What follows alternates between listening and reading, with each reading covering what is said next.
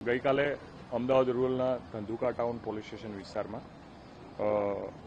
એક ઘટના બનેલી હતી, જેમાં બે આરોપીઓ દ્વારા બાઇક આડું રાખવા બાબતે સામાન્ય બાબતમાં બોલાચાલી થતા આ બંને આરોપીઓ દ્વારા મરણ જનાર ધર્મેશભાઈ ગમારાને છરીના ઘા મારી અને તેમની હત્યા નિપજાવેલ હતી, જે બાબતે હત્યાનો ગુનો ધંધુકા પોલીસ સ્ટેશન દ્વારા નોંધવામાં આવેલ હતો.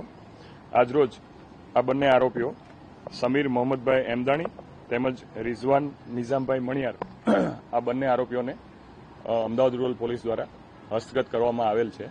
તેમજ આ લોકોની આગળની એરેસ્ટ કરી અને આગળની કાયદેસરની કાર્યવાહી તેમજ રિમાન્ડ લેવાની પ્રક્રિયા હાથ ધરવામાં આવનાર છે.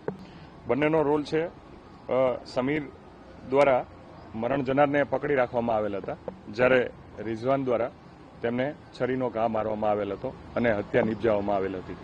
એ તમામ તેમનો ગુનાહિત ઇતિહાસ અને તેમની આગળની તપાસની તજવીજ ચાલુ છે.